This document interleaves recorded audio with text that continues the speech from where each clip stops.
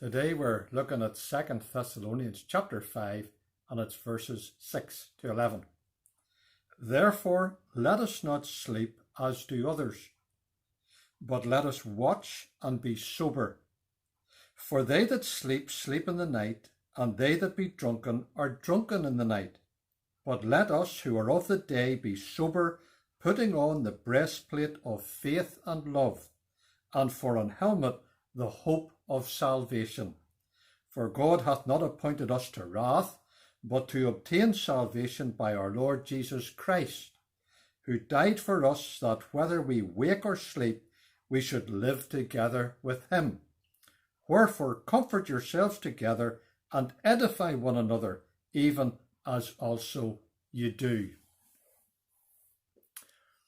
Over the past 3 months or so, a number of us in our family have been learning a foreign language. There are 4 of us in the household, and 4 different languages are being spoken, although one of them is English. I've been learning Dutch. Ik spreek een beetje Nederlands. You might ask, why? The reason is that it's quite similar to English, and I did learn some almost 40 years ago. Why did I learn it back then? Well, that's another story. The intriguing thing about languages is the way that the same word can be used to mean different things. And this is very aptly illustrated in the passage that we've read today. You may have noticed in the reading that the word sleep occurs 4 times, but it is used to mean slightly different things. Whenever Paul writes in verse 6, let us not sleep, he's referring to an alertness of mind. Whenever he writes in verse 7, they that sleep, sleep in the night, he means actual sleep. Sleeping is associated with nighttime. And when he refers in verse 10 to whether we wake or sleep, it appears to be a reference to whether we are living or dead at the time of the Lord's coming.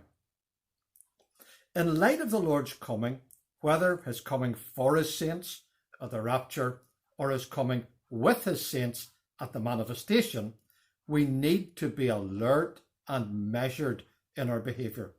Paul writes in verse 6, let us watch and be sober. The opposite is true of the world. They are not living with any expectation of the Lord's return.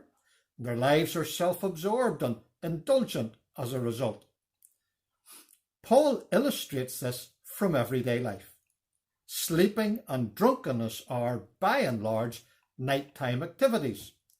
The world is in darkness, but we, verse 8, are of the day, with our hearts and our heads protected by faith, love, and hope, verse number 8.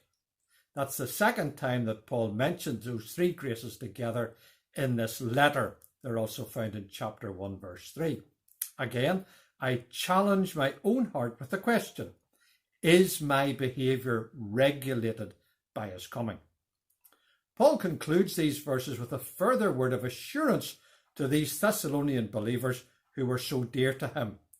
In verse 9 he writes, God hath not appointed us to wrath. This is a reference to the tribulation, the great day of his wrath, as it's referred to in Revelation chapter 6, indeed referred to 13 times in Revelation. When the wrath of God is visited upon this earth, we will have obtained salvation, verse number 9. In other words, we will have entered into the fullness of our salvation, for we shall be, as verse 10 says, with him. And that's why I think that wake or sleep refers to living or dead. That was the Thessalonian worry. These words would have provided further assurance and comfort. Indeed, those are the very next words that Paul writes in verse 11.